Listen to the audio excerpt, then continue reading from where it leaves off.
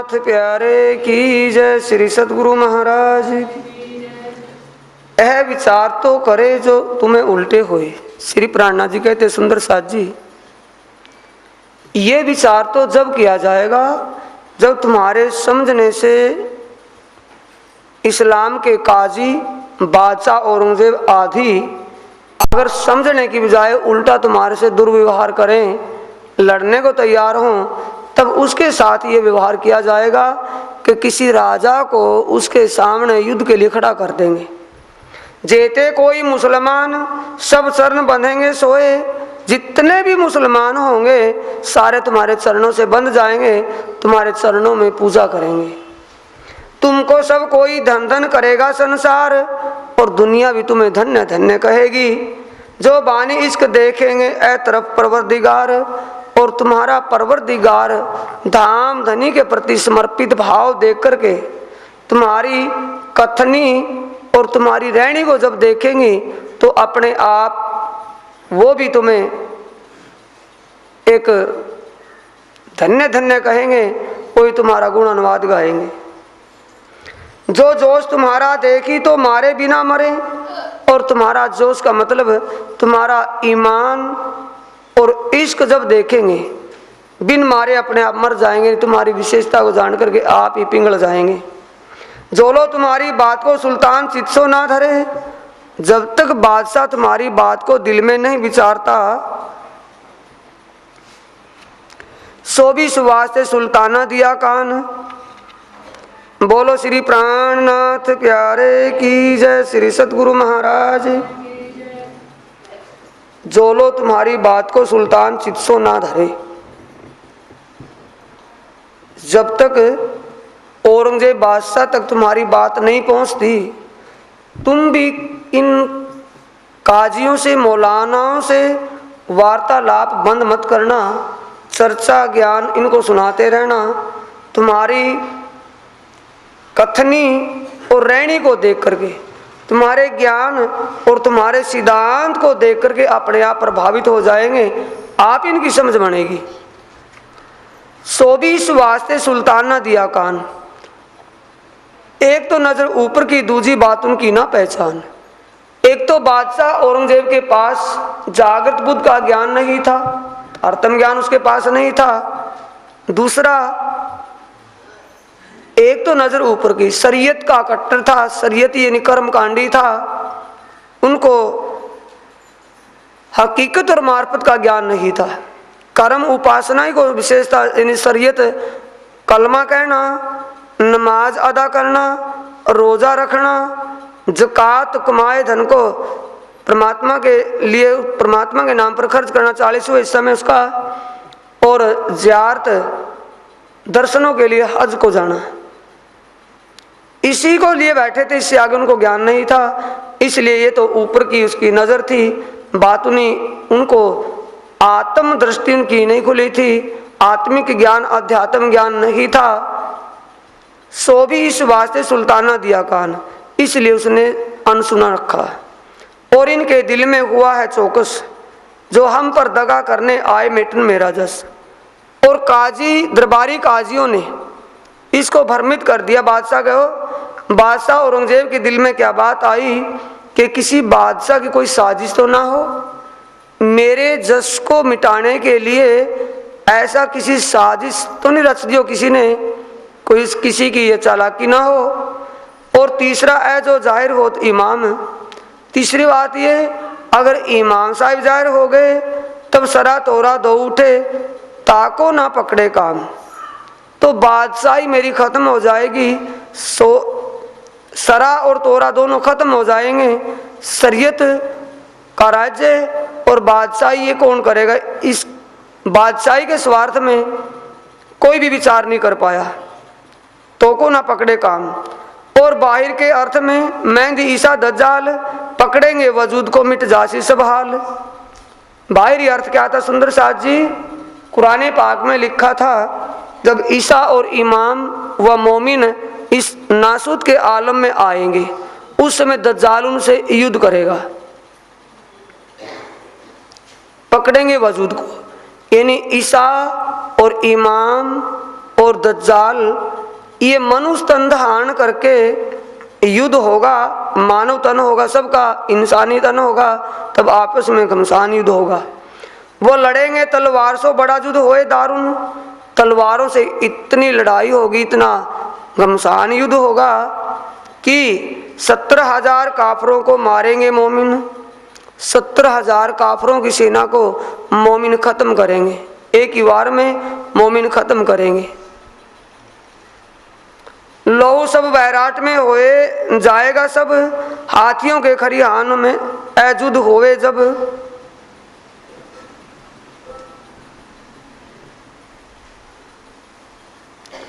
सुंदर साथ जी चौपाई से वहीं से उसका प्रसंग थोड़ा समझने की कोशिश करेंगे। वे लड़ेंगे तलवार से, बड़ा युद्ध होवे दारुण। ईसा, इमाम और मोमिन और दाबा जानवर दज्जाल जब प्रकट होगा, यानी इन व्यक्तिगत इंसान का रूप धारण करके आएंगे और इतने लड़ेंगे कि काफिर 17,000 काफिरों का घमसा एक ही वार में सफाया करेंगे। वो क्या है सुंदर साथ जी? 17,000 नफसानी जिस्मानी जितने भी हमारी ख्वाहिशें हैं, इन मायावी च्वाइस इच्छाएं, वो मोमिन ही एक बार तारतम रूपी तलवार ले असुरुन देत भगाए। तारतम रूपी तलवार तेज, तारतम रूपी ज्ञान से अपनी इच्छाओं को, अपनी तृष्णाओं को 17,000 फौज हमारी जो इच्छा तृष्णाएं हैं, उनको अपने ज्ञान रूपी तलवार से मार करके रखेंगे और दुनिया नहीं मार सकेगी। दुनिया पर कंट्रोल करेगी साधना कर करके, लेकिन साधना से नहीं, वो अपने ज्ञान और अपने सिद्धांत क्रिया से उसको सिद्ध, साधना में सिद्ध कर लेंगे। ये 17,000 काफरों को मारना है। वे लड़ेंगे तलवार से, बड़ा युद्ध होए दारू, इतना घमसान युद्ध होगा। 17,000 काफरों को मारेंगे मोमिन। 17,000 काफिर, कितना खून खून हो जाएगा। लहू सब वैराट में, सारे वैराट में खून ही खून हो जाएगा सब। हाथियों के खलियान युद्ध होवे जब, हाथियों का खलियान यानी हाथियों का युद्ध होगा। खलियान यानी दुनिया मैदान हो जाएगी खाली। फसल कटने पर मैदान खेत खाली होता है ऐसा, तो ऐसा खलियान हो जाएगा चोट चपट। ये हाथियों का खलियान क्या सुंदर साथ जी, इसमें बेच पे हाथियों, गादीपति, महंत, आचार्य, विद्वान जब पारब्रह्म परमात्मा का ज्ञान लेकर के ब्रह्म मुनि दुनिया में प्रकट होंगे, उनके वो पद खत्म हो जाएंगे, शून्य हो जाएंगे। उनका ज्ञान पाते ही दुनिया उनकी तरफ से एक तरफ आ जाएगी। ये हाथियों का खलियान है। वैराट में खून हो जाएगा। सभी वैराट के दुनिया के अंदर पारब्रह्म परमात्मा के ज्ञान से और ब्रह्म मुनि ऐसे जो गादी पूजा, महंत पूजा, आचार्यों की पूजा में जो लगी दुनिया थी, भटक रही थी, वो वहां से हट जाएगी और सभी एक परवरदिगार परमात्मा श्री प्राणनाथ के चरणों में आ जाएगी। ए दाना पानी रहेगा, ना कछु रहेगा घास, तिस वास्ते इनको अर्थ उपलो जानत नहीं खास। तिस वास्ते इनको अर्थ उपलो, ऊपर का अर्थ ले रहे थे, जानत नहीं खास। बातों नहीं भेदिन की समझ में नहीं आ रहा था कि ना दाना रहेगा, ना पानी रहेगा, ना घास रहेगा। क्या रहेगा सुंदर साथ जी?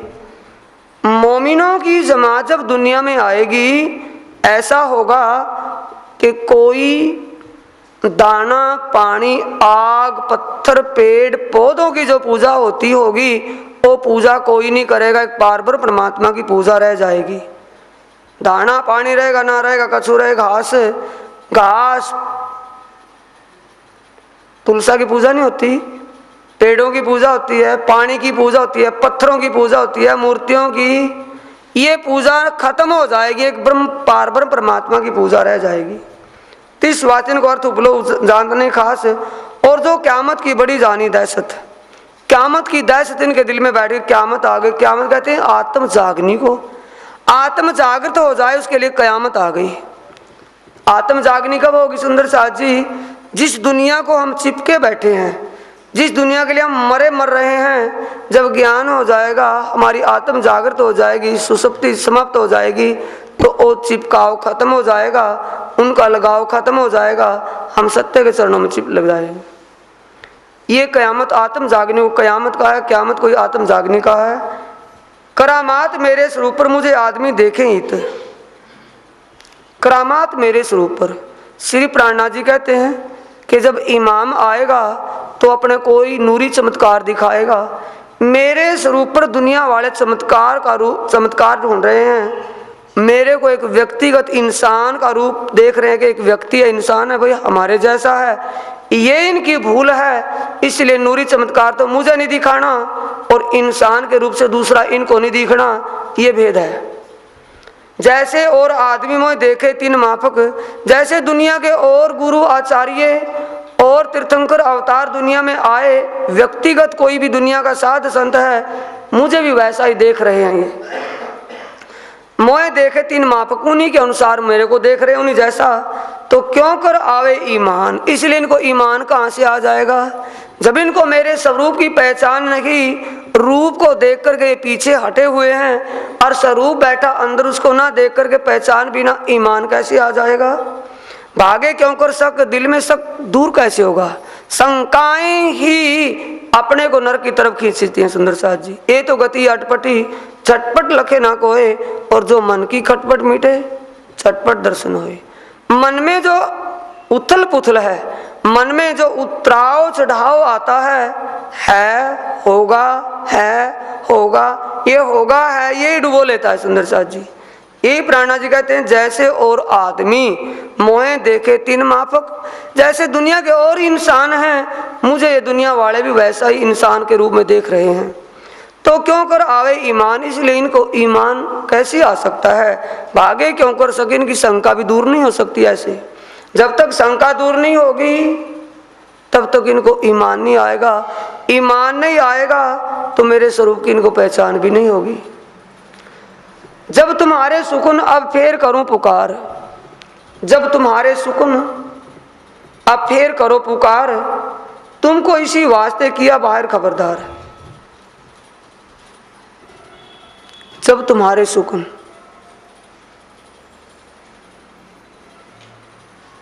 अब फेर करो पुकार। श्री प्राणनाथ जी 12 सुंदर साथ को कहते हैं, सुंदर साथ जी कि तुमने जिस आवाज को वहां कहा है अब फेर करो पुकार, उसी पारब्रह्म परमात्मा, उस परवरदिगार की पहचान वक्ते दौर कयामत और इमाम के आने की आवाज लेकर के जो तुम वहां गए हो दरबार में, उसको बुलंद रखना है। तुमको इसी वास्ते किए बाहर खबरदार, इसलिए मैंने तुम्हें बातूनी भेद देकर के वहाँ सावधान किया है, बातूनी संकेतों से तुम्हें सावधान किया है। इसलिए तुम जिस काम के लिए गए उस काम के लिए शोर बुलंद रखना। अब तुम पीछे पे ना रहो, बड़े उमराव होवे आधीन। अब पहले जैसे छुप छुप करके इस ज्ञान का प्रचार करते थे, अब तुम छुप करके नहीं औरंगजेब के दरबार में बैठे हो। एक देश का बादशाह और उसके दरबार में उस बादशाह को समझा रहे हो, उसके दरबारी काजियों को समझा रहे हो। बड़े उमराव होवे आधीन, होवे आधीन, बड़े उमराव का मतलब विद्वान लोग, दरबारी काजी और बादशाह आदि सभी आपके अधीन होकर के अधीनगी में सुनते हैं, बैठते हैं। तुम सो तालीम लेंगे जिन चिंता करो 20 दिन। तुम किसी प्रकार की चिंता मत करना, धाम धनी की कृपा से सब होगा और होता रहेगा। तुम्हारे से ये कुरान के बारे में समझेंगे, सीखेंगे और तुम्हारे अधीन होंगे। भले बड़े उमरा का मतलब इतने बड़े काजी हो, कैसे भी महान हो, लेकिन इनकी महानता धनी के हुक्म से वो समाप्त हो गई। इनका दिल पिघल गया, इन असलियत को जान करके नरमा गया। और कहूँ नजर जिन करो ना बैठक कीजो बंद।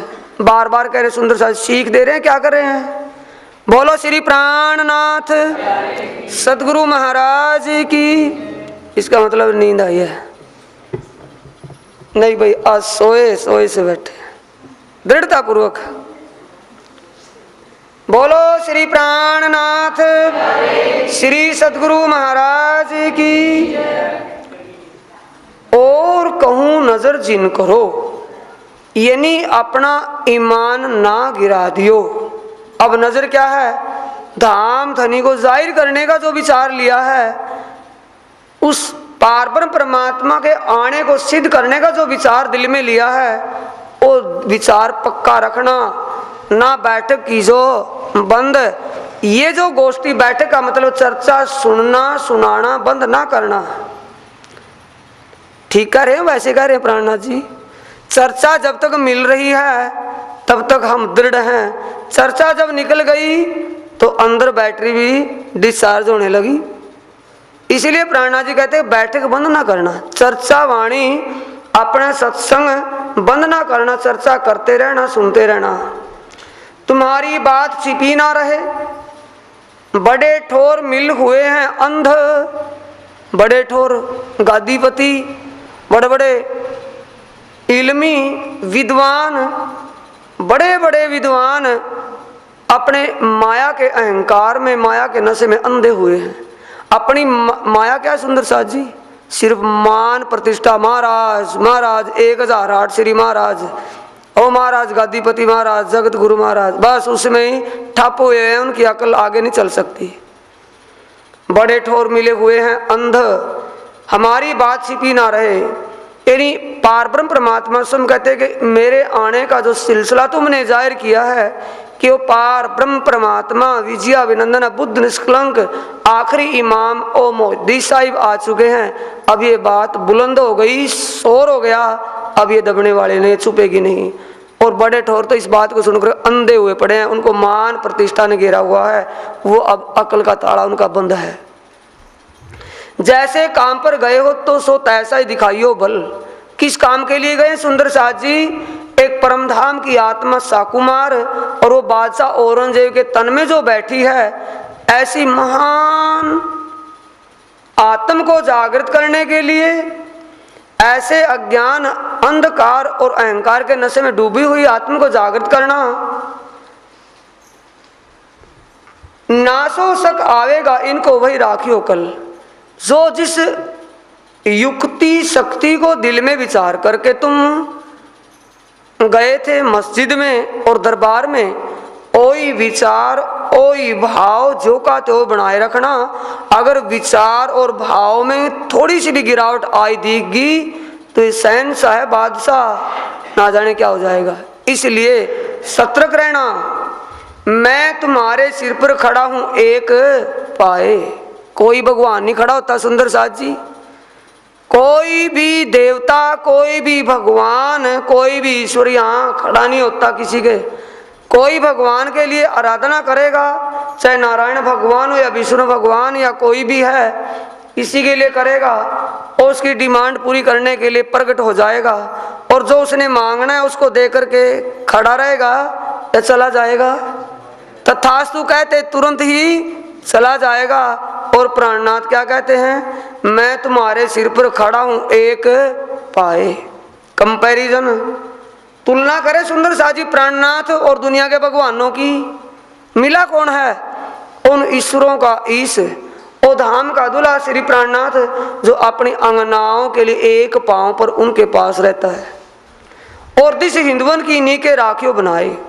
और हिंदू तो अपना बनाए रखना, यानी कि किसी प्रकार का भी तुम्हारे ऊपर दबाव आए, कोई किसी प्रकार का लोभ दिखाए, किसी के लोभ में, किसी कलौंड में ना आना, लालच और लोभ लालसा ना करना, किसी का दबाव नहीं मानना, हिंदूपन बनाए रखना, शाकाहारी भोजन खाना, शुद्ध विचार रखना, तामसी इंसान और तामसी विचारों में ना रहना।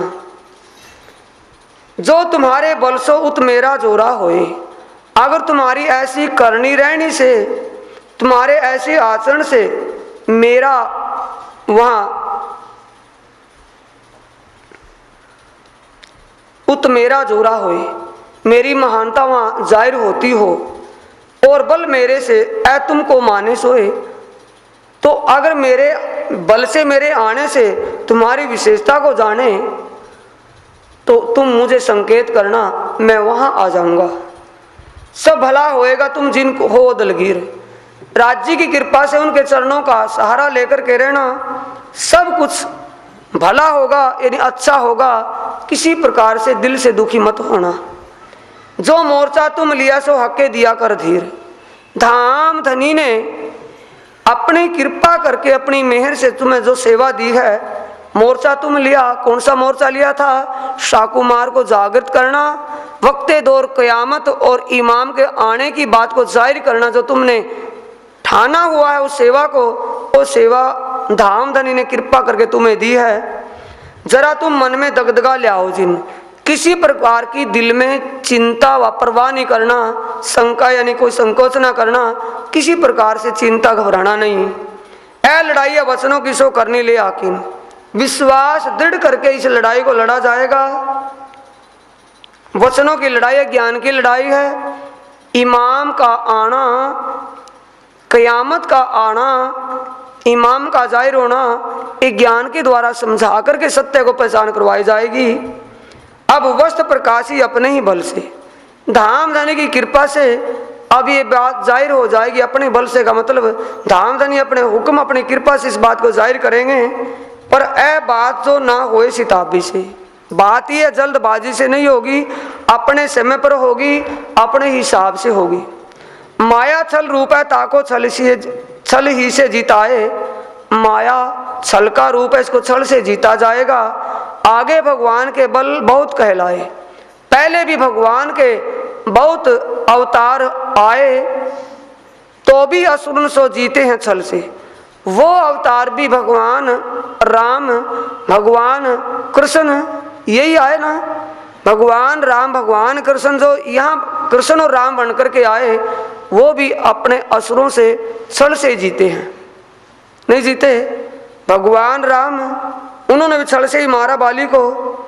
भगवान कृष्ण उन्होंने भी भीष्म पितामह जैसे जति सती को अपने छल से ही उनको सफाया किया सबका। और रही अपनी बात, कहते श्री जी, हरजी व्यास जो युद्ध किया सो तुम जानते हो दिल से। हरजी व्यास से मैंने कैसे धर्म युद्ध किया वो तुम अच्छी तरह जानते हो। एक वचन हरजी कहे मैं 10 बेर लागू चरण। हरजी व्यास कौन थे? सुंदर साथ जी कहाँ के रहने वाले थे? कहाँ के रहने वाले थे हरजी व्यास? जूनागढ़ के रहने वाले हरजी व्यास क्या थे? वो दिग्विजय पंडित। किसके द्वारा संपर्क हुआ उनका हरजी व्यास का? हरजी व्यास के पास किसके द्वारा पहुंचे? कान्हा जी भाई। ओ कान्हा जी भाई जो से वो तेज कुंवरी बन करके गए थे। कान्हा जी भाई जो अब चिट्ठी पत्र व्यवहार कर रहे हैं, कान्हा जी चिट्ठी लेकर के जाते आते। हरजी व्यास एक बार ब्रह्म ज्ञान की चर्चा थोड़ी सी संकेत करे, मैं 10 बेर लागू चरण। मैं जानता समझता हुआ भी हरजी व्यास के 2 महीने तक चरण दबाता रहा। एक वचन हरजी कहे मैं 10 बेर लागू चरण। जब लाग आयो तब उठाए कियो मरण। जब मौका आया उठा करके चितपट कर दिया। मौका क्या आया था? हरजी व्यास ने एक 84 लाख योजन हीरे का मंदिर का जिक्र किया तो स्वामी प्राणनाथ जी ने पूछ लिया कि इतना बड़ा विशाल मंदिर किसका है? कि अक्षर भगवान का। कि अब तो मेरे आत्म का कल्याण हो ही जाएगा जब अक्षर भगवान का विषय जिक्र आपने कर दिया। तब कहने लगा नहीं नहीं नहीं, ये तो नारायण का। अब नारायण में भी आकर के फंस गया। तब कहता मैं करूं क्या, जो शास्त्र में लिखा ही ऐसा है। तो सुंदर साथ जी इसी प्रकार भाई मौका आकर के तो चूकना नहीं, फालतू किसी से तर्क वितर्क करना नहीं।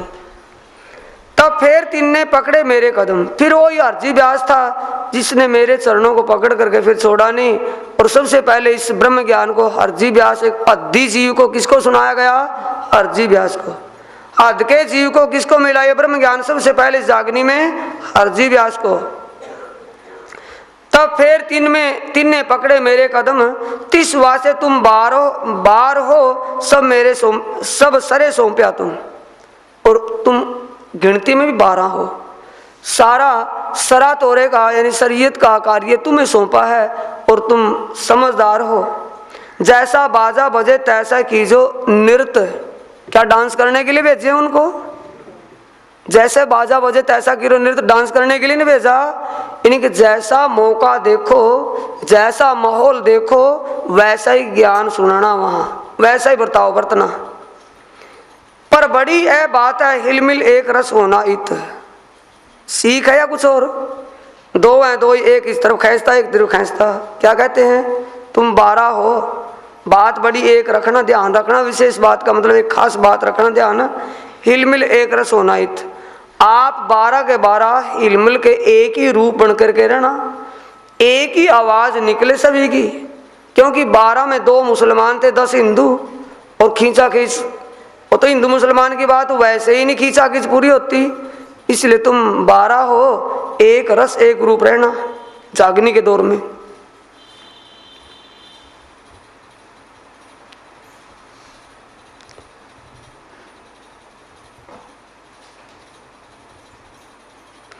पीछे तुमको सब आप ही खुल जाए, धाम धनी के हुक्म और उनकी कृपा से हर गूंज वेद खुलासा तुम्हें होता रहेगा, हर बात तुम्हारी समझ में आती रहेगी धीरे धीरे।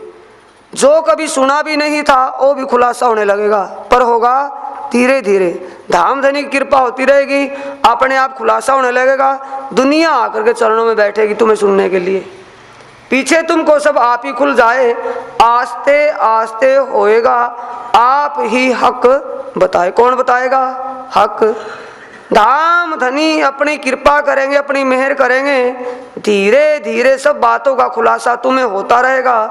अनसुलझी गुत्थियां सुलझने लगेंगी तुम्हारे से, ये सब होगा धीरे धीरे।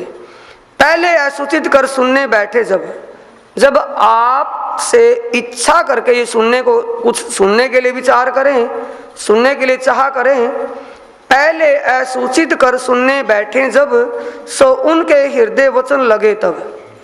आप उनको हर प्रकार का प्रमाण देकर के समझाना, वो बात उनके हृदय को बींदेगी, अंतस्करण को छुएगी, यानी उनको कुछ उसका महसूस होगा, असर होगा ज्ञान का। तब उन्हें दया उपजे जब वह घायल होवे। जब उस ज्ञान से वो घायल होंगे, तुम्हारा कया ज्ञान उनको रुच जाएगा, समझ में आ जाएगा, तो तुम्हारे प्रति उनके दिल में दया का भाव पैदा हो जाएगा, तुम्हारे प्रति उनके दयालु भाव जागृत हो जाएंगे। अब कटाक्ष लेके बैठे हो, उनका भाव बदल जाएगा। कब? जब तुम्हारी बात, तुम्हारा ज्ञान उनकी समझ में आ जाएगा। तब उन्हें दया उपजे जब वह घायल होए, तब चित्ते इनो सुने और तुम पर अनेक आवेश होए। फिर तुम्हारी बात को, तुम्हारे ज्ञान को बड़े ध्यान से चित्त दे करके सुनेंगे, और एक नहीं अनेकों तुम्हें सुनने के लिए तुम्हारे ज्ञान, विचार, चर्चा, तुम्हारी करनी, तुम्हारी कथनी रहनी को सुन करके वो फिर तुम्हारे चरणों में तुम्हें जानने, सुनने, समझने के लिए आएंगे। तीन को तुम वचन कहो तब मिट जाए अंतराय, जाको होए प्रकाश सो आप ही जग जाए। जब तुम्हारे ज्ञान का प्रकाश, इस तारतम वाणी का प्रकाश उनके हृदय में चला जाएगा, उनके ज्ञान समझ में आ जाएगा, जो तुम्हारे अंदर भेदभाव है, हिंदू और मुसलमान का, भाषा का भेद है, असलियत तुम जब समझ जाओगे तो हर प्रकार से वो समझने के बाद तुम्हारे प्रति उनका रुझान हो जाएगा। सो आप ही जग जाए, उनका अंतस्करण की आत्मा की सूरता जागृत हो जाएगी। तुम आकले होए ना उर्जियो, लेकिन काम एक और करना सहज से, धीरे से, दुरुस्ती से। तुम आकले होए ना उर्जियो, सब काम दुरुस्ती से होए, जल्दबाजी ना करना, धीरे धीरे शांति से जागनी होगी। अगर तुम जल्दबाजी करोगे जागने के लिए, वो काम बढ़ने वाला नहीं। आकले काम शैतान के, क्योंकि ये पहले से सीख शास्त्रों की है कि जल्दबाजी शैतान की होती है। ठंडे हक से होवे सोए, और शांति, ठंडे का मतलब संतुष्टि, शांति एक ब्रह्मण्य से होती है, शैतानों से नहीं। भाई बदल कांजी भेजे हैं तुम पास, मैंने तुम्हारे पास समाचार लाने और देने के लिए कान्हा जी भाई और जूनागढ़ वाले हरजी व्यास के पास हो रहते थे, कान्हा जी भाई और शेख बदल को समाचार पत्र व्यवहार के लिए तुम्हारे पास भेजा है। तुम प्रयाण पक्का कीजियो, कान्हा जी पास राखियो खास। अपना विचार विमर्श करके, अपना विचार पक्का बना करके मुझे लिखना और कान्हा जी को अपने पास रखना। शेख बदल को सूचना देकर के मेरे पास भेजना। मैं तुम्हारी चिट्ठी पत्री का इंतजार करूंगा। जो होए तुम्हारी आज्ञा तो हम पढ़े बाहर। बोलो श्री प्राणनाथ सतगुरु महाराज की। श्री प्राणनाथ जी, सुंदर सा जी, कोई वैसे ही नहीं, व्यक्तिगत क्या कहते हैं, जो होए तुम्हारी आज्ञा। आज्ञा हुक्म कौन करता है? हाकिम। हाकिम स्वयं अपनी अंगनाओं को कह रहा है कि अगर तुम्हारी आज्ञा हो तो मुझे, मैं बाहर तब जाऊंगा जब तुम्हारी चिट्ठी आ जाएगी, तुम्हारा हुक्म आ जाएगा, मैं दिल्ली को छोड़ करके चला जाऊंगा। जो होए तुम्हारी आज्ञा तो हम पढ़े बाहिर, सो सकड़ाई में रखोगे तो हम रहें जाहिर। अगर तुम कहोगे कि दिल्ली में रहना है, मैं तुम्हारे पास यहीं रहूंगा, जाने का नाम भी नहीं लूंगा। पर हम उलझे रहेंगे उपराला तुम्हें ना सके कर, पर हम इसी सिलसिले में उलझे बैठे रहेंगे। मैं तुम्हारा उपराला दिल्ली में रह करके कुछ नहीं कर सकता, इन तुम्हारी सहायता मदद दिल्ली में रह करके मैं कुछ नहीं कर सकता। अगर जागनी के दौर में दिल्ली से मैं बाहर जाऊंगा तो किसी राजा के तन में शाकुंडल को जागृत कर शाकुमार के सामने खड़ा कर दूंगा, जिसे तुम्हारी जागनी में वो मदद करेगा। अपना ना पाल सके ये जागनी है सुंदर साथ जी, मैं अपना पेट नहीं भर सकता इस वक्त। अपना ना पाल सके, कपड़ा बांध करके गांठ लगा करके पेट पर बैठे हैं प्राणनाथ जी। अपनी जमात सुंदर साथ कौन है साथ में? लालबाई, लक्ष्मण सेठ की धर्मपत्नी, श्याम बाई छोटी सी लड़की, राम राय, अनंत राय, ये बैठे सुंदर साथ 12 मोमिनों के लिए। और जो वृद्ध साथ भाई जी महारानी आदि वो बैठे धनी के पास, अब गांठ बांधे हुए हैं। क्योंकि ऐसे में सुंदर साथ श्री प्राणनाथ जी के चरणों से सभी अपने अपने घरों भाग गए और 12 साथियों को बंदी कर लिया गया। 4 साथी सेवा में बैठे, 16 तो बैठे दरबार में। और प्राणनाथ जी के पास बूढ़े बुजुर्ग या भाइयाँ बाहर से आना जाना, सेवा भेंट और सारा खत्म। तब कहते हैं मैं अपना ना पाल सके तब काम होए क्यों कर। जब मैं अपना ही कुछ नहीं कर सकता, तुम्हारे लिए क्या कर सकता हूँ? बोलो मैं तुम्हारी क्या मदद करूंगा? दिल्ली में बैठ करके बाहर जाऊंगा तो तुम्हारे लिए भी कोई ना उपराड़ा हो जाएगा। जो तुम ए मोर्चा सिर ले ढाया, जो तुमने सेवा को अपने सिर लेकर के किया, यानी कि जागनी अभियान में इमाम और कयामत को जाहिर किया है।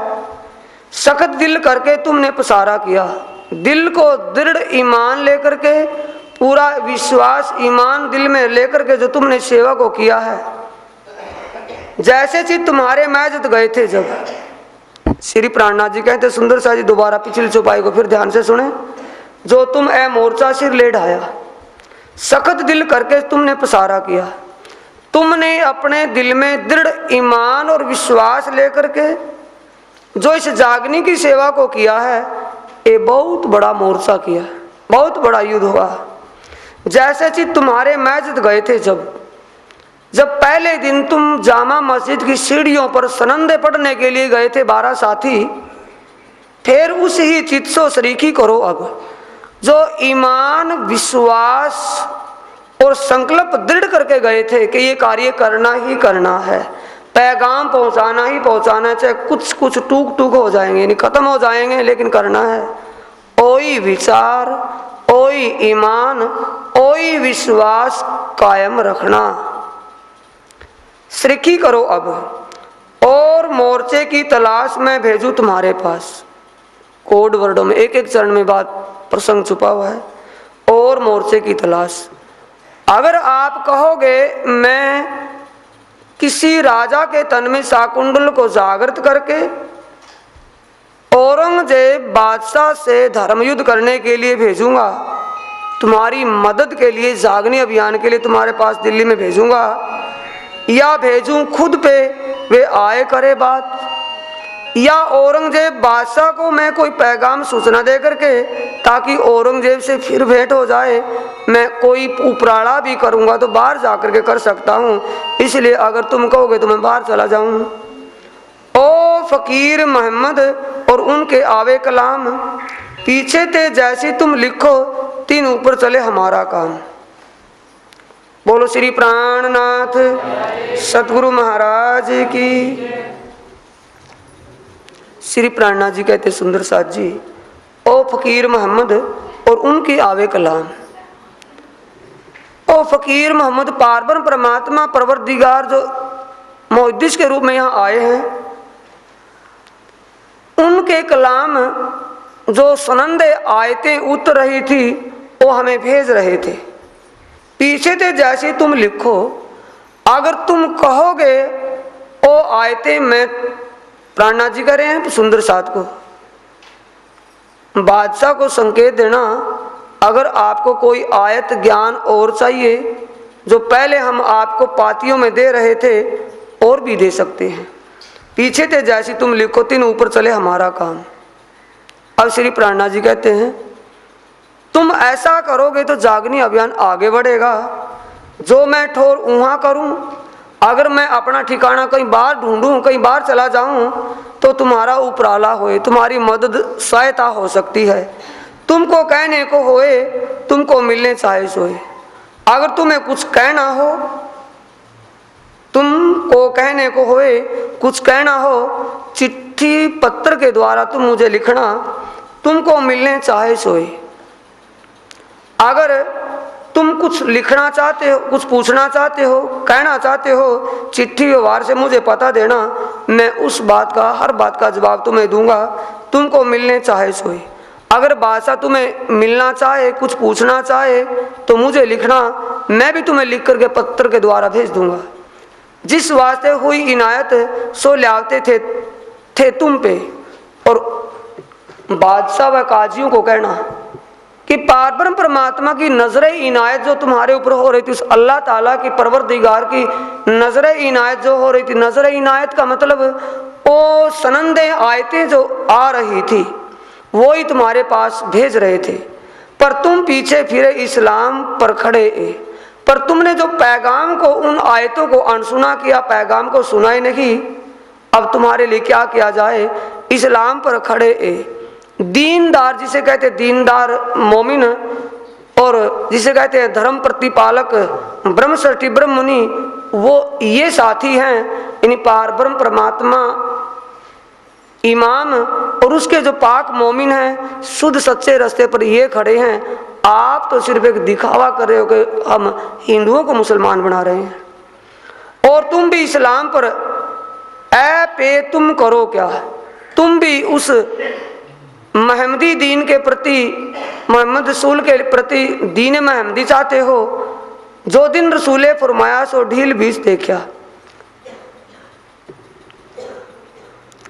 श्री प्राणनाथ जी कहते सुंदर साथ जी कि हे मेरे वतन के साथियों, बादशाह से जो वार्तालाप करनी है, मिलना है उससे, उनको कहना कि तुम भी उस दीन महमदी की, रसूल और फरमान की पहचान करवाने के लिए तुम भी उसी रास्ते पर हो, और वो फ़कीर मोहम्मद भी उसी पर है। जो दिन रसूले फरमाया सो ढील बीच देखा। रसूल मोहम्मद साहब ने जो कुरान पाक में फरमाया है कि जागने किस वक्त होगी, कब होगी, कैसे होगी, किसके द्वारा होगी, वो उसी वक्त होगी। ये बातें कहाँ लिखे सुंदर साथ जी, बड़ा क़यामतनामा के अंदर। क़यामतनामे में शर्त और ठोर सब निश्चित किए हुए हैं। तो इन्होंने अब पीठ दई तुम्हें, इसीलिए जो कुरान पाक में रसूल मोहम्मद साहब ने पहले से ही कहा है, उसी तरीके से, उसी तरह इन्होंने हर बात को अनसुना किया है। सुंदर साथ को सुझाव दे रहे प्राणनाथ जी चिट्ठी के द्वारा। तो इन्होंने अब पीठ दई तुम्हें, इसलिए इन्होंने तुम्हारे पैगाम को सुनने के लिए जो मुनकरी की है, पीठ दी है। अब होए रसूल का हुक्म, हम जाए पास उन्हें। अब धाम धनी के हुक्म से हम पास जाए उन्हें। तुमने जो पीठ दी है, इन्होंने जो तुम्हें सुनने के लिए पीठ दी है, अब हम धाम धनी के हुक्म से उसी आत्मा को ढूंढने के लिए जा रहे हैं जिसके लिए इसकी जागनी होनी है, सुधानी है। भी हक सुभान है जिनको शोभा देने वाले हैं। और मुझे ये गमता यानी सूझता है, प्रेरणा होती है, प्रेरित किया जा रहा है। श्री प्राणनाथ जी कहते हैं मेरे को ये इल्हाम हो रहा है कि साकुमार की जागनी की शोभा धाम धनी किसी और को बख्शीश रहे हैं। इसलिए मुझे यहाँ से प्रेरित करे कि तुम वहाँ जाओ। मैं उसको जागृत करके साकुमार की जागनी करवाने के लिए जाऊँगा। ये मुझे गमता है, इल्हाम होता है, प्रेरणा मिल रही है। भी हक सुभान है जिनको शोभा देने वाले हैं, और हमको तहाँ खींच के पहुँचावे उनके ठोर। धाम धनी मुझे यहाँ से उठाकर किसी और जगह भेजना चाहते हैं, क्योंकि ये मेरे को इल्हाम अंदर से गाज आती है, प्रेरित हो रहा है, प्रेरणा मिल रही है कि जागनी साकुमार की किसी और के द्वारा होगी, अब जागनी नहीं होगी। इन भांत का तुम भी जन्म का चाहा किया, और तुमने जो मूल खिलवत में कहा था इश्क मेरा सबसे बड़ा है, वो भी तुमने अपना चाहा कर लिया। मैं भूलूं तो मुझे बताना, तू भूलोगे तुरंत देव जगाए। बुनियाद का मतलब मूल खिलवत की बातों में जो कहा था वो तुमने भी कर लिया, तुमसे हो गया वो। ऐसा जान हम तुम पर ए मता दिल लिया, ऐसा जान हम तुम पर ए मता दिल लिया।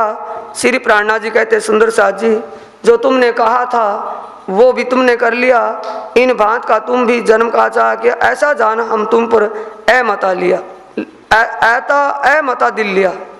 ये जान करके मैंने भी तुम्हारे लिए विचार किया है सुंदर साथ जी। तुमने जो करना था वो कर लिया, आगे क्या होगा वो धनी के हुक्म उनकी मर्जी से होगा। साची सोई होगी जो हक के दिल में होए, और सच्ची बात वो है कि जो परमात्मा दिल में लिए वो होता वो ही है, दूसरा होता नहीं। जो परमात्मा चाहे वो होगा, इसमें कोई शक नहीं है, सत्य है। जो हमारा शोर शराबा सुने तो आंख उनकी भी खुले सोए। धाम धनी हमारी ये पुकार जरूर सुनेंगे, इसलिए परम धाम की एक साकुमार होते हुए वो भी कोई ना कोई होश करेगी, यानी आत्म बल वो भी करेगी, जागने के लिए वो भी विचार करेगी। और तुमको कहने को होवे इसकी ठोर। किसको लिख रहे हैं चिट्ठी? ये सुंदर साथ जी। प्रसंग समझ में आ रहा है? चौपाइयाँ नहीं समझ में आने की, प्रसंग ध्यान में रखें। चौपाइयाँ कट में है, इल्मा बोलते थे ना कटमा। अब चौपाई कहीं तो प्रसंग आ गया मोमिनों का, कहीं आ गया सुल्तान बादशाह का, कभी उनके काजियों का, कभी प्राणनाथ जी का, इसलिए इसमें कटमा में है। और तुमको कहने को प्राणनाथ जी कह रहे हैं, अगर तुम्हें इस विषय में कुछ और कहना होवे इसकी ठोर। इसकी ठोर का मतलब जैसा विचार मेरा बना है कि मैं दिल्ली को छोड़ करके किसी राजा के यहाँ जाकर के राजा के तन में शाकुंडल को जगाऊं, मेरा तो विचार ये है, जाने का विचार है। अगर तुम्हारे दिल में विचार इसके प्रति कुछ और हो तो चिट्ठी में लिख करके देना। तिस वास्ते विचार के सिताब पात्री लिखियो, और इसलिए तुम जल्दी करके चिट्ठी लिखना, ताकि मैं उस चिट्ठी के आते ही अपना कोई दूसरा कार्य शुरू करूं जागने के लिए। आज इस ठोर में हमारा नहीं फिरने का दिन, ये मैं अच्छी तरह जानता हूं कि इस वक्त में मेरा तुम्हें बंदी खाने में बंद करवा करके जाने का समय नहीं है। तुम बंदी खाने में बैठे हो, मैं तुम्हें छोड़ करके घूमने निकल जाऊं, ये अच्छा नहीं लगता, पर मैं करूं क्या, मैं मजबूर हूं। आज इस ठोर में हमारा नहीं फिरने का दिन, पर क्या करे हक को ऐ गमता है मन। पर मैं क्या करूं, धाम धनी को ऐसा ही दिल में रुचा है, उन्हें दिल में ऐसी ही ठानी है। अब मैं भी बस हूं, मैं इस बात में कुछ नहीं कर सकता, मुझे जाना पड़ेगा। तो हमारा क्या चलते भया तहकीक हम करेंगे भी क्या, जबकि धाम धनी ने निश्चित किया हुआ है। श्री मोहम्मद कहे मोमिनो और कहूँ हकीकत जे। श्री प्राणनाथ जी कहते हैं आगे की हकीकत कहता हूँ। श्री प्राणनाथ जी ने एक चिट्ठी जो लिखी पाती, उस लिखने में वो नहीं आई, बातें लिखनी बाकी रह गई, कुछ सूचना सुझाव देना बाकी रह गया, वो दूसरी चिट्ठी में लिखते हैं, उसको कहते हैं छोटी पत्री। श्री प्राणनाथ जी दूसरी में कहते हैं, ए समाचार सुनियो, हम सूरत और सिद्धपुर और उदयपुर मेरते लिखे आए हम पर। कोड वर्डों में सुंदर साथ जी, वाणी का बड़ा टेढ़ा बना, समझ में आ जाए तो सरल है। ए समाचार सुनियो, मेरी एक बात ध्यान से सुनना, सुंदर साथ को लिख रहे हैं, हम सूरत और सिद्धपुर में जिस वक्त इन्ना इंजुलना सूरत को जब आयत अवतरित हुई ना प्राणनाथ जी के मुखारे में, इन्ना इंजुलना सूरत में 3 तकरारों का जिक्र सुना। वो आयत 36वीं सूरत की इन्ना इंजुलना आयत जब उतरी नाजिल हुई, उसका संकेत सभी साथियों को जो हमने लिखा था सूरत में, सिद्धपुर पाटना आदि में, उदयपुर में मेरते में। वो बातें जो लिखी थी उनका जवाब सुंदर साथ ने लिख करके हमारे पास भेजा है, लिखे आए हम पर। उन चिट्ठियों का जवाब मेरे पास आ गया है। 7 भाई बदल के लिख कर कहे वचन, 7 भाई बदल यानी शेख बदल के द्वारा मैंने इन वचनों को लिख करके भेजा है। पाती भी लिखी तो विद करता हूँ रोशन, मैंने चिट्ठी भी लिखी है, जुबान से मौखिक भी कहा है, और शेख बदल को चिट्ठी को देकर के भेजा है, भेज रहा हूँ। तुम्हारे पास चिट्ठी कौन लेकर के आएगा? शेख बदल जुबानी भी कहेगा और चिट्ठी भी देगा। तुम विश्वास करके जानना, ये मत समझना कि शेख बदल पठान ने अपनी तरफ से कुछ लिख दिया हो। श्री प्राणनाथ जी कहते हैं आगे, हम साकुमार बाई की बात का किया विचार, मैंने साकुमार की जागने का विचार दिल से करके देखा है कि इतने दिन हो गए साकुमार की जागनी, अभी तक उसके कान पर जुम भी नहीं रहेंगी, कुछ होश नहीं उसको। साकुमार बाई की बात का किया विचार, क्या विचार किया? ये तो साहिबी बहुत बड़ी गुना गुन नाई सुमार के पूरे इस्लाम का शहंशाह है, बादशाह, एक देश का बादशाह, राष्ट्र का मालिक है। उसके पास धन की मद मस्ती कितनी है, गुना गुन नाई सुमार। उसकी ऐशो आराम फैसिलिटियाँ, कितने सुख उसके पास हैं।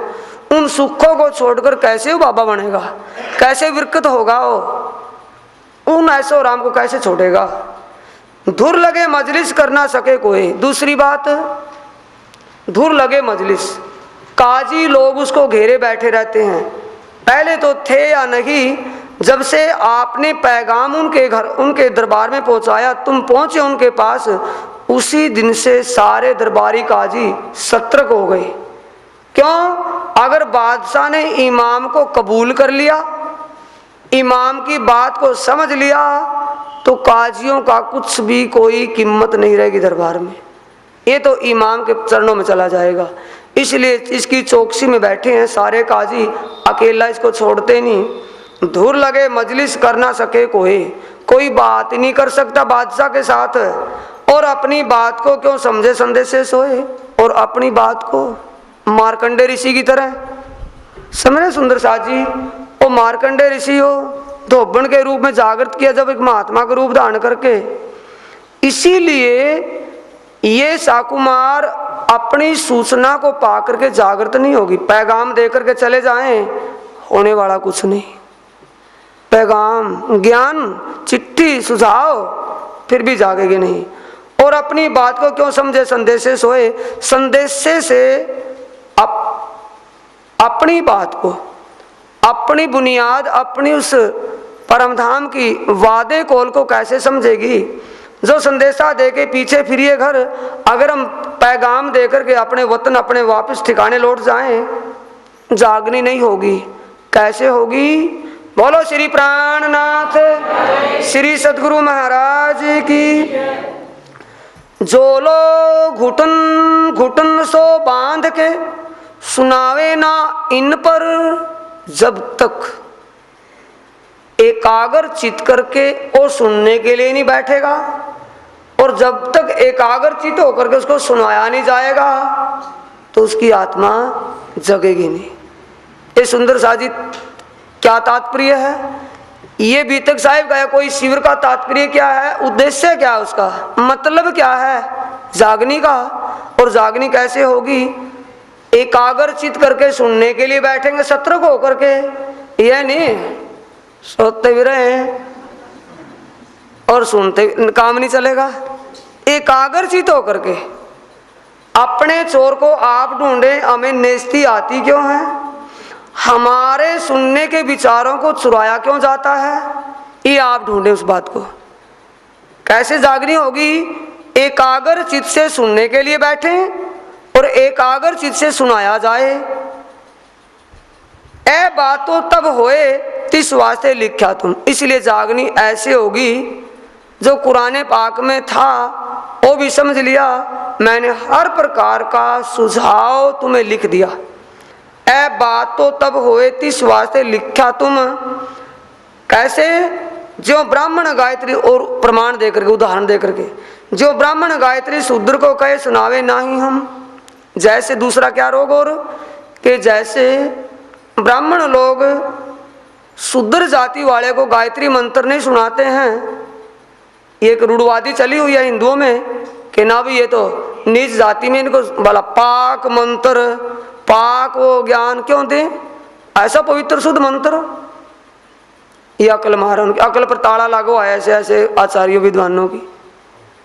और पाक तो नापाक है शरीर, तो ये नरक का कुंड है, क्या कहते उसको, गंदगी का लोटा, नरक कुंड है ये तो सुंदर साथ जी। जहां देखो नरक निकलेगा इसमें से, इसमें पाक डालो और नरक बन करके आएगा। बोलो कैसे पाक होगा फिर ये?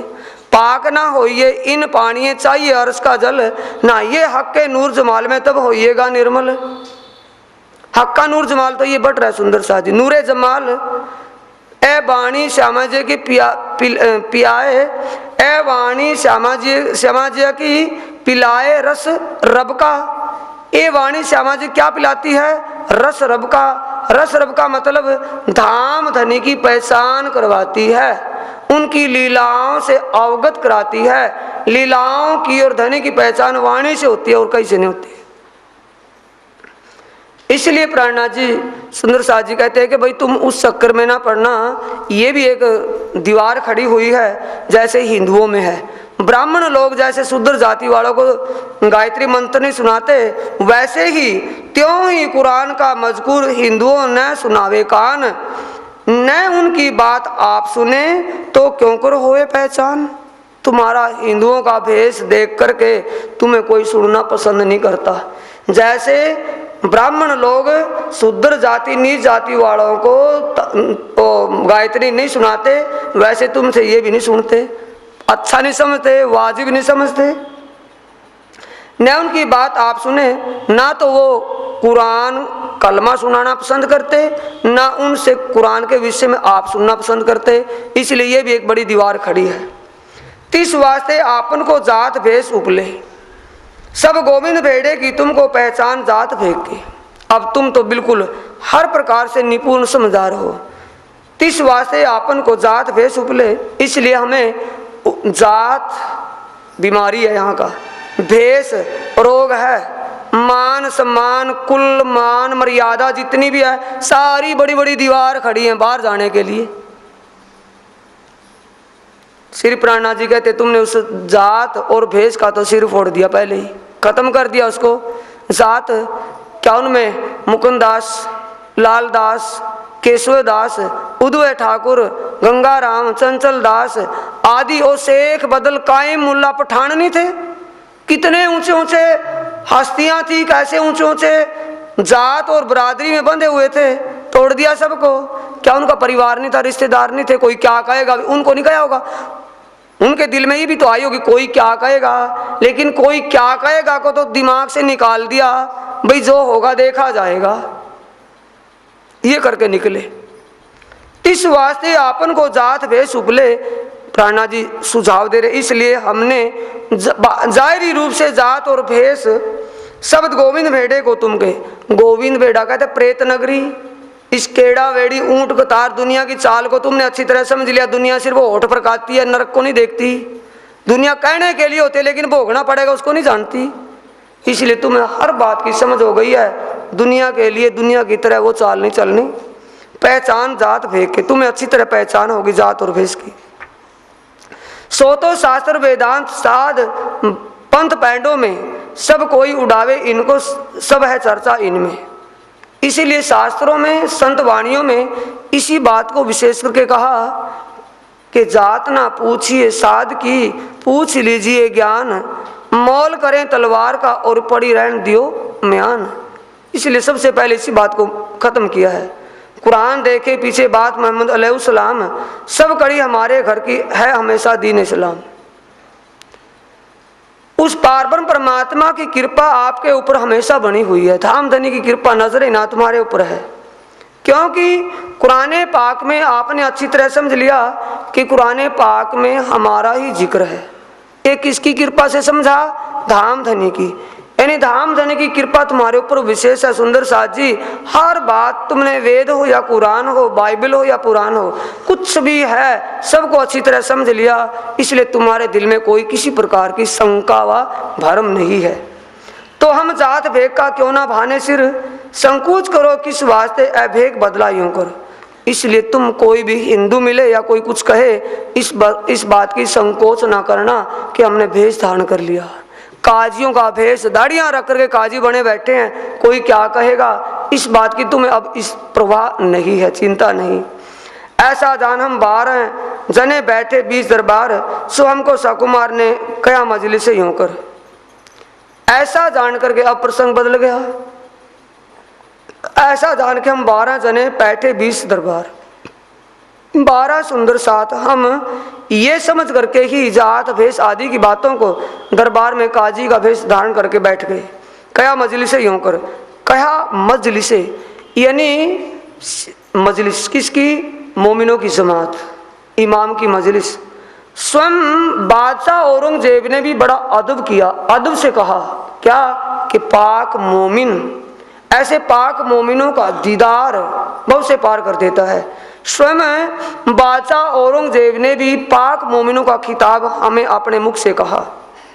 धन धन कहे सब हमको पीछे उनके मन में, सभी ने हमें धन्य धन्य कहा, सभी ने अच्छा कहा पीछे उनके मन में। बाद में उनके मन में, किसके, बादशाह औरंगजेब के मन में, बाद में किसी ने, काजियों ने। हमारा भाषा अवगुण क्यों हिंदू मुसलमान ऐसे, काजियों ने भी कहा धन्य धन्य, बादशाह ने भी कहा धन्य धन्य। बाद में काजियों के दिल में कलजुग जब बैठ गया तो उनके मन में दगदगा यानी बेईमानी आ गई। क्या भाषा, दिल में अवगुण, भाई कोई ना कोई साजिश जरूर है। क्योंकि पहचान लेना 6 व्यक्ति 6 सुंदर साथ दिल्ली के रहने वाले थे। दिल्ली के रहने वाले कौन कौन सुंदर साथ है, सुंदर साथ जी 12 में भाई याद कर लिया, बड़ी बात, भाई कई दिन की बात होगी। 6 सुंदर साथ कौन कौन थे दिल्ली के रहने वाले? 6 साथी कौन थे? एक दयाराम, एक चंचल दास, एक गंगाराम, एक ऊंचा बोल करके, दयाराम, चंचल दास, गंगाराम, एक बनारसी दास, एक शेख बदल, एक कायम मुल्ला। ये 6 जने थे सुंदर साथी, 6 के 6 पहचान लिए। और भाई सारे दिल्ली के रहने वाले बन गया, फिर बड़े काजी और दाढ़ियां रख करके सबको पहचान लिया। मन में दगदग यानी कि कोई न कोई साजिश की बात है। हिंदू हैं, मुसलमान कहाँ से बन गए, मन में फर्क आ गया। किन्ने भेजे आए हैं कछु दगा है इन मन। किसी भी बादशाह ने, किसी राजा ने कोई साजिश, कोई जाल साजी रची है, इसलिए उसके भेजे आए होंगे। ऐसा जान के साथ को किए कोतवाल हवाले मोमिन। ये दिल में विचार लेकर के बादशाह और शेख इस्लाम आदि, यानी आर्डर करने वाले कौन है, औरंगजेब बादशाह। ये विचार जब बादशाह के दिल में आ गया तो बादशाह औरंगजेब ने सीधी पोलाद कोतवाल के हवाले कर दिया रिमांड के लिए, तफ्तीश के लिए। काजी कहा कोतवाल को, जो साथ झूठ देखो तुम, ऐ कौन है, कहाँ से आए, तुम चर्चा कहो हम। और काजी कौन? शेख इस्लाम। शेख इस्लाम जो सुप्रीम कोर्ट का जज था, सबसे बड़ा काजी था, उसने सीधी पोलाद को कहा कोतवाल को कि इनकी रिमांड यानी तफ्तीश तहकीकात करना, इनकी पूछताछ करना, ये कौन है, किस मकसद के लिए यहाँ आए हैं, किस लिए आए हैं, कौन कहाँ से आए हैं। बहुत बातें हमसे करी तिस पीछे कया सुल्तान। बहुत बातें का मतलब पूरी छानबीन होने के बाद, इंक्वायरी के बाद, चेकिंग के बाद, तहकीकात के बाद, तफ्तीश के बाद, हर बात जान लेने के बाद तिस पीछे कहा सुल्तान। बाद में बादशाह ने कहा जो ऐ झूठे नहीं, दगा नहीं, ऐ मोमिन खास ईमान। बादशाह को रिपोर्ट क्या मिली कि खासल खास मोमिन है, इनके मन में किसी प्रकार की दगा नहीं, कोई छल झूठ कपट इनके दिल में नहीं है। तब चौकी बैठाई थी तो आंखों दी उठाए, हवेली का हुक्म हुआ इन्हों दिए बैठाए। तब बादशाह ने हमें एकांत हवेली में रहने के लिए हुक्म कर दिया। शेख इस्लाम के पास हवेली में, उसी के बंगले में रहने लगे। जो चौकियां बैठाई थी, पुलिस का पहरा था, वो भी उठा दिया। ये औरंगजेब बादशाह के दिल में दोबारा से फिर ये बात आई ईमान की। बोलो श्री प्राणनाथ श्री सद्गुरु महाराज की। सुंदर साथ जी, ये पाती धामधनी ने चिट्ठी पत्री के रूप में सुंदर साथ को सुझाव के लिए, हौसला बजाई के लिए लिखी। बाकी का प्रसंग कल से होगा। कल को ये छोटी पत्री में कुछ प्रसंग बाकी है और आगे धामधनी दिल्ली को छोड़ करके आगे कहाँ चलते हैं वो प्रसंग होगा। चौपाई को यहीं पर दोहराएंगे। तब चौकी बैठाई थी, ताको दिया उठाए, हवेली का हुक्म हुआ, इन्हों दिए बैठाए, इन्हों दिए बैठाए, इन्हों दिए। बोलो श्री प्राणनाथ प्यारे की, श्री सद्गुरु महाराज की जय। प्रणाम।